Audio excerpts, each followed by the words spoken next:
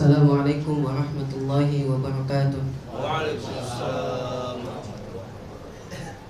Alhamdulillahilladzi anzala ala abdihi kitaba wa lam yaj'al lahu iwaja. Wassalatu wassalamu ala asyrafil anbiya'i wal mursalin sayyidina wa maulana Muhammad wa ala alihi wa ashabihi wa man sara ala nahjihi ila yaumil qiyamah. Amma ba'du. Bapak-bapak, ibu-ibu, adik-adik yang dirahmati Allah Subhanahu wa taala, jemaah Masjid Al-Wataniyah yang dicintai Allah Subhanahu wa taala. Tak terasa kita sudah masuk hari ke-19 dari Ramadan kita. Kalau bapak-bapak dan ibu-ibu punya target menghatamkan Quran sekali ya, itu seharusnya udah sampai juz 18. Malam ini sekitar juz 19 ya. Ada yang udah lewat mungkin ya. Kalau amin berarti masih belum ya. Nah, bapak dan ibu sekalian yang rahmati Allah Subhanahu wa taala, tema kita ya pada kesempatan yang sangat singkat ini adalah membahas terkait dengan keutamaan belajar dan mengajarkan Al-Quran. Nah, dalam benak kita, kebanyakan kita belajar Al-Quran atau mengajarkan Al-Quran itu kerjanya para ustaz. Padahal bapak dan ibu yang dirahmati Allah Subhanahu wa taala, Al-Quran ini turunnya bukan hanya untuk ustadznya aja ya, kepada semuanya. Kepada apa? Semuanya ya. Dan Rasulullah Shallallahu Alaihi Wasallam membawa risalah Al-Quran ini yang untuk semua alam ya, tidak terbatas pada bangsa Indonesia atau bangsa Arab ya, atau bangsa manapun. Tapi Al-Quran ini turun untuk semua kalangan, baik yang katanya Islam abangan ya, atau santrian ya, atau yang awam, atau yang ulamanya, yang kiainya, semuanya turun kepada semuanya. Wa ma arsalnaka illa rahmatan lil alamin. Sungguh kami telah mengutusmu Muhammad ya, tidaklah kami mengutusmu wahai Muhammad kecuali sebagai rahmat, sebagai bukti kasih sayang Allah Subhanahu wa taala kepada hamba-hambanya. Kita nih butuh sebenarnya belajar Al-Quran, dan juga kita butuh belajar mengajarkan Al-Quran. Belajar dan mengajarkan Al-Quran ini tidak hanya tugas para ustadz, tidak hanya tugasnya para kiai jadi pondok pesantren atau di madrasah-madrasah diniyah, tapi juga kita yang merasa butuh dengan Al-Quran itu. Nah, kenapa kita butuh belajar dan kenapa kita butuh mengajarkan Al-Quran? Yang pertama, hadirnya yang dirahmati Allah Subhanahu wa taala, kita sangat butuh belajar Al-Quran itu karena posisi Al-Quran itu sebagai hudan lil muttaqin, sebagai petunjuk bagi orang-orang yang bertakwa. Bapak, ibu-ibu merasa diri nggak bertakwa? Merasa nggak diri bertakwa? Ada yang nggak merasa bertakwa? Ada? Ya, bersyukur kalau ada yang nggak merasa bertakwa ya. Berarti dia sedang naik levelnya jadi takwa. Nah, yang khawatirnya itu kalau sudah merasa diri takwa ya. Nah, itu biasanya berhenti tuh. Kenapa kamu nggak ngaji? Udah banyak pahala ya. Kenapa nggak sholat tarawih? Udah banyak pahala, udah jadi wali Allah, nggak perlu lagi gitu ya. Kalau perkara jadi wali Allah terus berhenti ngaji, berhenti mengajarkan Al-Quran, berhenti sholat, mestinya Rasulullah SAW yang paling pertama kali berhenti ya. Rasul seagung-agungnya Rasul, yang kata Aisyah radhiyallahu anha, kalau sholatnya itu, sholat malamnya itu baca dari surat. Ini pernah ada sahabat ngikut di belakang Rasul sholat malam gitu ya. Dia pikir baca Al-Baqarah paling 100 ayat gitu. Ternyata bablas itu ya. Bablas baca Al-Baqarah, Ali Imran, kemudian sampai surat An-Nisa. Jadi 1 rakaat 5 juz. Ya. 1 rakaat 5 juz. Saya rasa bapak-bapak dan ibu belum ada yang ngerasain tuh. Ya, seumur-umur itu. Ya. Sekali-kali coba Pak. Ya. Kalau mau coba itu biasanya ada di Masjid Al-Hikmah ya. Itu 1 juz sehari. Coba yang itu dulu. Nanti kalau sudah bisa, nanti coba lagi ada di Bandung. Itu di Masjid DITI. Itu mereka setiap bulan mengadakan qiyamul lail berjamaah. Itu 1 malam 5 juz. Tapi 10 rakaat. Jadi 1 rakaat itu setengah juz. Jadi kalau mau ngerasain qiyamulnya Rasul ya, itu belum ada yang terkalahkan itu. Sampai tuh sahabat itu nggak selesai sholatnya, belum selesai sholat dia pulang, nggak kuat dia. Ya. Nah Rasul itu yang seperti itu, yang kata Allah Subhanahu Wa Taala itu dijamin masuk surga, itu masih mau sholat. Ya. Aisyah setelah sholat, Aisyah deketin tuh Rasul. Ya Rasul, kan engkau ini sudah dijamin oleh Allah Subhanahu Wa Taala masuk surga. Kenapa kok repot-repot banget sholat gitu ya? Sampai bengkak-bengkak, kayaknya nggak ada yang ngalahin sholat. Kata Rasulullah, afala akuna abdan syakura. Kamu nggak mau saya jadi orang yang bersyukur. Jadi yang dikasih jaminan surga itu kayak begitu-begitu bapak dan ibu sekalian. Kalau model kita dikasih seperti itu, ya, misalnya siapa di sini ya? Misalnya kita dikasih keringanan gitu ya sama Allah. Mulai sekarang karena kamu sudah rajin sholat, ya, kamu dijamin masuk surga. Besok itu sholat nggak? Insya Allah enggak, karena sudah merasa apa? Merasa sudah cukup, ya. Jadi model kita memang nggak layak dikasih jaminan kayak begitu. Karena apa? Karena menggampangkan. Nah, karena posisi Al-Quran itu sebagai petunjuk bagi umat manusia, ya kita butuh. Ya.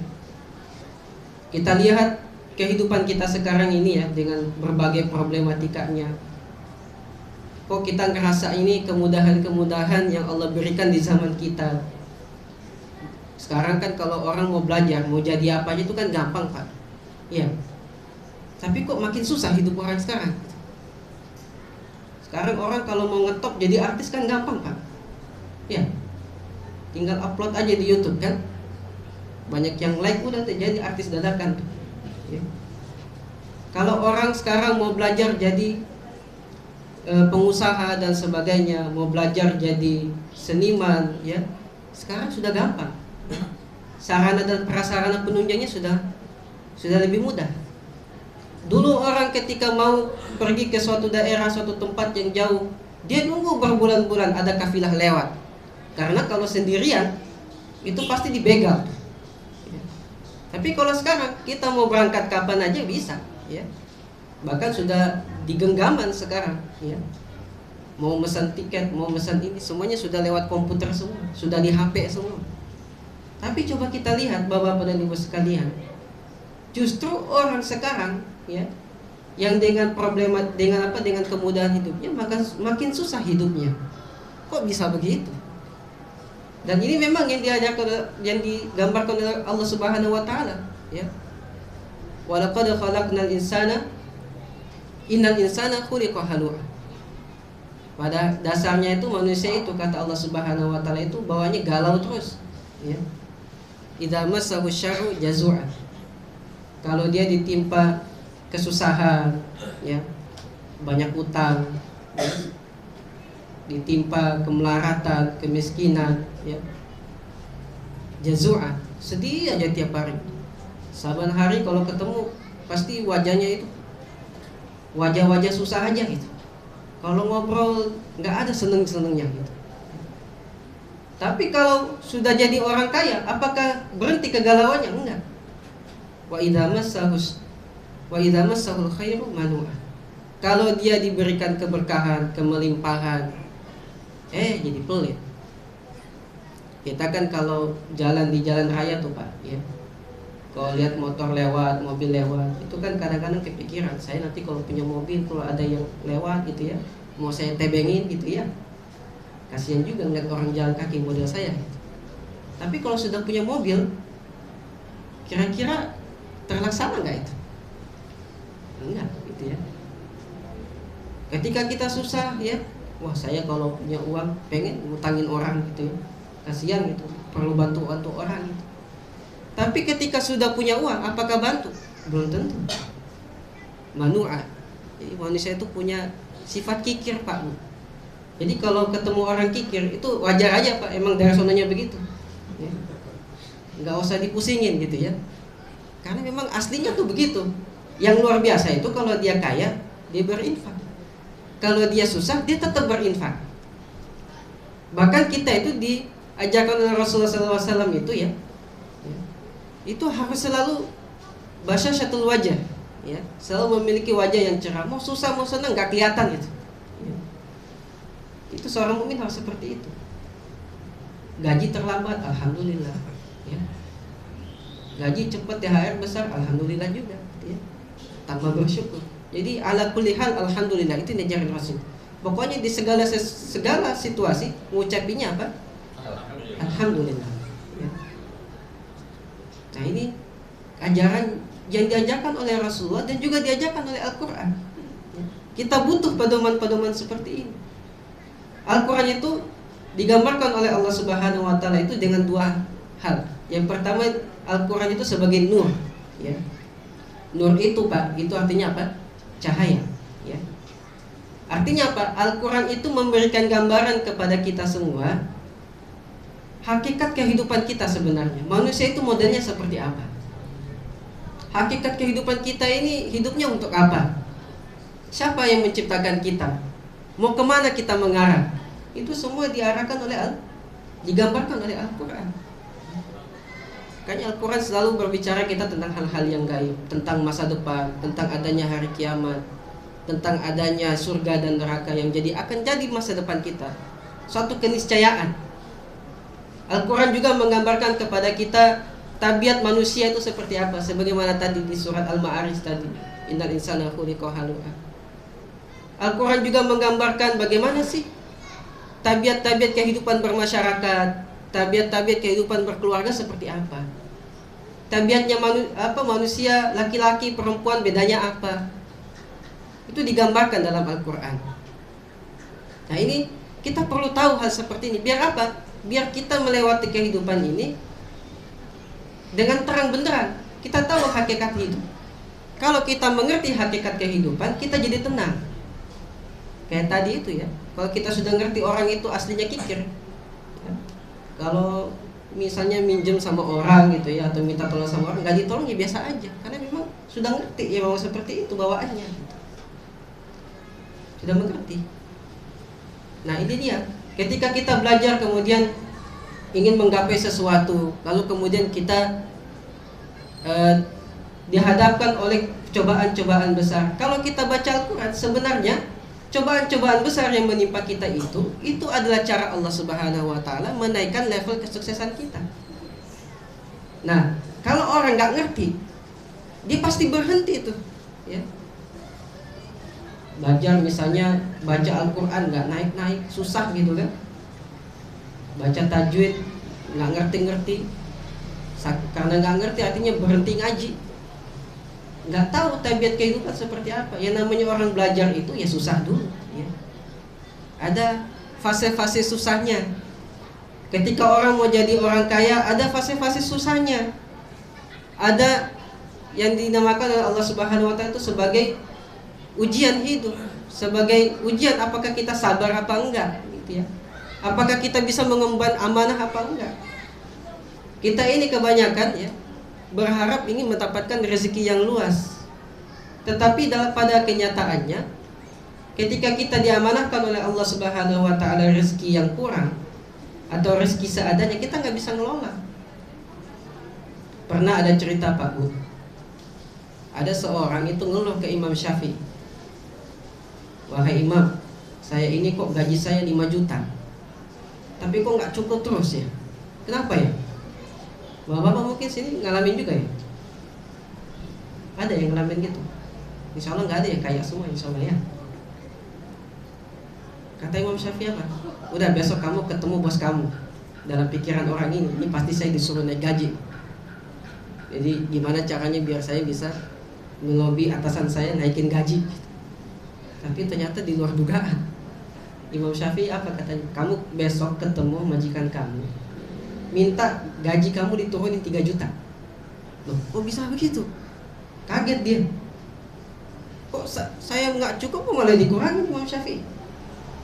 Coba aja biar kamu kalau ingin mengikuti apa kata saya, ayo laksanakan. Kamu akan lihat nanti. Akhirnya apa? Karena dia mengharapkan keberkahan, ya, dia temui majikan 3 juta, turun gajinya. Majikannya seneng banget tuh. Ada orang tahu-tahu datang ketemu bosnya minta turun gaji. Ya siapa nggak seneng gitu ya? Hemat 2 juta ya.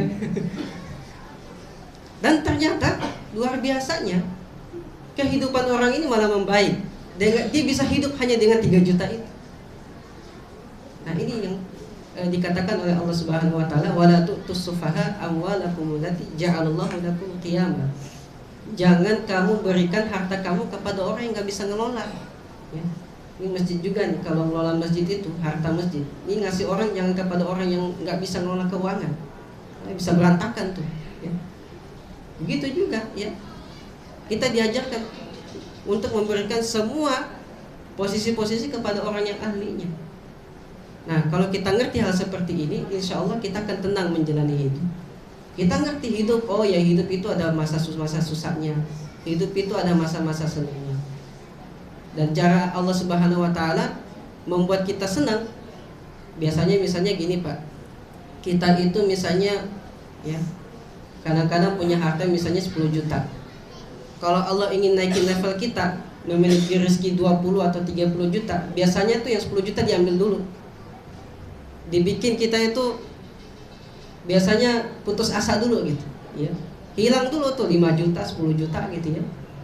Tapi nanti kalau Allah ini lihat dulu, ini orang sabar apa enggak gitu. Kalau sabar, nah dikasih lebih dari itu. Ya. Ya ayuhan nabiyyu qul liman fi aidikum minal asra iya'lamillahu fi qulubikum khairan yu'tikum khairan mimma ukhidha minkum. Kata Allah, wahai Nabi, katakan kepada orang-orang yang ada terdekatmu, kalau mereka bersabar terhadap apa yang Allah ambil dari mereka, Allah ganti dengan yang lebih baik. Nah ini kita kan kadang-kadang nggak sabar ya. Kadang-kadang nggak sabar. Kenapa? Kita nggak ngerti tabiat dari kehidupan tersebut. Dan Al-Quran di sini sebagai nur, sebagai kitab yang menggambarkan bagaimana seharusnya kita memandang kehidupan ini, bagaimana seharusnya kita memandang diri sendiri, bagaimana seharusnya kita memandang manusia yang lain. Dan sebenarnya di dalam kehidupan ini ada hal-hal gaib, ada tangan-tangan gaib ya, dan Allah Subhanahu wa taala jadikan ya untuk selalu menolong kita di saat-saat darurat. Selalu akan ada seperti itu. Bahkan Rasulullah mengatakan wa anna nasra ma'as sabr. Kemenangan itu tidak akan pernah diraih kecuali dengan kesabaran. Nah, ini inti dari puasa kita itu sabarnya itu. Kalau kita sabar, ya, kita terlatih di bulan Ramadan ini menjadi sabar, insya Allah ketika keluar kita sudah punya prasyarat untuk menjadi pemenang dalam hidup. Yaitu apa? Sifat sabar. Nabi-nabi itu, ya, kan ada nabi yang dikasih levelnya itu ulul azmi. Jadi yang paling utama di antara nabi-nabi yang lain. Kelebihannya cuma satu mereka itu. Fasbir kama sabara ulul azmi minar rasul. Sabarlah kamu sebagaimana sabarnya ulul azmi. Ulul azmi itu punya satu keistimewaan aja, sabar aja gitu. Dibanding nabi-nabi lain mereka lebih sabar sedikit gitu. Kalau ditanya bapak-bapak dan ibu-ibu, sabar itu ada batasnya apa enggak? Kan kita kalau lagi marah tuh begitu ya. Ini sabar saya sudah habis nih gitu ya. Padahal sabar itu nggak ada sabar, tidak ada batasnya. Sabar kita yang terbatas, ya. Sabar kita yang terbatas. Makanya level kita nggak naik di hadapan Allah Subhanahu Wa Taala. Semakin naik kita, semakin naik juga level ujian kita, semakin Allah menguji kesabaran kita. Nah ini harus kita pahami dari kehidupan ini. Dan inilah harusnya kita belajar Al-Quran tuh seperti ini. Kita harus tahu tabiat kehidupan itu aslinya seperti apa sih. Sehingga kita butuh belajar Al-Quran. Yang dimaksud belajar Al-Quran ini tidak hanya belajar membacanya saja, tapi mengkaji Al-Quran. Namanya mengaji ya. Namanya mengaji itu nggak belajar abatasanya aja, membunyikannya, tapi juga belajar tentang bagaimana mengamalkan Al-Quran ini. Itu sebabnya Al-Quran itu turunnya 23 tahun Pak Bu. Ya. Biar apa? Belajar teorinya mah gampang sebentaran gitu ya. Kalau kita belajar ilmu tajwid, belajar ilmu baca Al-Quran itu paling 1 tahun ya, paling lama gitu ya. Kecuali kalau faktor umur itu agak sedikit emang dari sononya lah ya begitu ya, dan sedikit terhambat gitu ya. Tapi pada standarnya itu orang belajar tajwid 6 bulan itu udah bisa baca Quran. Kalau dia serius baca Qurannya. Mau hafal Quran sekarang, mau hafal Quran. Ada orang hafal Quran 30 juz dalam waktu 1 bulan. Cepet ngafal itu. Tapi kalau belajar Al-Quran, belajar mengamalkan Al-Quran, belajar mengamalkan akhlak-akhlak, etika-etika Al-Quran, belajar memandang kehidupan sebagaimana Al-Quran memandang kehidupan, ini yang lama. Ini yang butuh proses. Bahkan Rasul saja itu 23 tahun. Nah yang terakhir Bapak Ibu sekalian, Al-Quran ini ya sebagai petunjuk kita ya. Nur, kalau tadi nur itu memberikan gambaran tentang kehidupan kita. Yang kedua, hudan atau petunjuk. Kalau kita sudah tahu dunia ini seperti apa, nah sikap kita seperti apa, bagaimana seharusnya kita menata hidup kita, bagaimana seharusnya kita menata kehidupan pribadi kita, bagaimana seharusnya kita menata keluarga kita, bagaimana seharusnya kita menata masyarakat kita, itu ada di dalam Al-Quran ya. Ada semua dalam Al-Quran. Ma faratna fil kitabi min syai'. Tidak kami tinggalkan sedikit pun dari Al-Quran itu kecuali ada petunjuknya. Nah kita ini tersesat dalam kehidupan kita karena kita nggak mau ngaji Al-Quran. Paling malas ngaji Al-Quran. Lebih suka ngajinya sama Facebook gitu ya, atau ngajinya sama WhatsApp. Ini kadang-kadang juga banyak broadcastan WhatsApp itu tuh perlu diteliti lagi tuh kebenaran referensinya. Jadi kita kadang-kadang main share aja tuh ya, dapat ini bagus nih kayaknya, share lagi gitu ya, nanti dapat hoax lagi gitu. Nah ini kenapa? Karena terlalu mudah dan kita kehilangan kontrol. Kita nggak kehilangan prinsip hidup. Kenapa kita kehilangan prinsip? Kita nggak belajar Al-Quran, nggak belajar ngaji Al-Quran. Nah yang terakhir Bapak Ibu sekalian, kita perlu belajar Al-Quran dan mengajarkannya itu karena ini adalah bekal kita di akhirat ya. Belajar Al-Quran itu untuk diri kita, mengajarkan Al-Quran itu adalah untuk pahala mengalir kita di hari akhirat nanti. Jadi ada 3 amal soleh ya, Bapak dan Ibu sekalian, yang pahalanya itu akan ngalir terus ya, sampai kapanpun, sampai hari kiamat. Bahkan ketika kita sudah meninggal, kalau kita kasih makan anak yatim Bapak dan Ibu sekalian, pahalanya sekali. Kalau kita misalnya memberikan makan 1 fakir miskin hari itu, ya pahalanya sudah selesai sampai. Tapi ketika al-ilmu yuntafa'u bihi, ilmu yang bermanfaat, apalagi Al-Quran ya. Bahkan di antara ilmu-ilmu itu kata Rasulullah yang paling terbaik itu ilmu Al-Quran. Khairukum man ta'allama al-Qur'ana wa 'allama. Sebaik-baik kalian adalah yang mengajarkan, belajar dan mengajarkan Al-Quran. Jadi saya mendorong Bapak dan Ibu sekalian ya, apapun profesi kita ya, belajar Al-Quran. Karena kita butuh terhadap Al-Quran. Kita butuh untuk pedoman hidup kita. Kita butuh juga pahalanya ketika kita sudah meninggal. Bahkan Rasulullah, para sahabat ya, pahalanya itu jauh lebih banyak setelah mereka meninggal ketimbang ketika mereka hidup dulu. Kenapa? Karena kebaikan yang mereka wariskan dari generasi ke generasi. Mudah-mudahan kita termasuk orang-orang yang dibekali Al-Quran, dan mudah-mudahan kita termasuk orang-orang yang selamat dunia akhirat, dan kita dibangkitkan oleh Allah Subhanahu wa taala menjadi ahlul Quran dengan segala keutamaan-keutamaannya. Mudah-mudahan bermanfaat. Kurang lebihnya mohon maaf. Hadanallahu iyyakum ajmain. Assalamualaikum warahmatullahi wabarakatuh.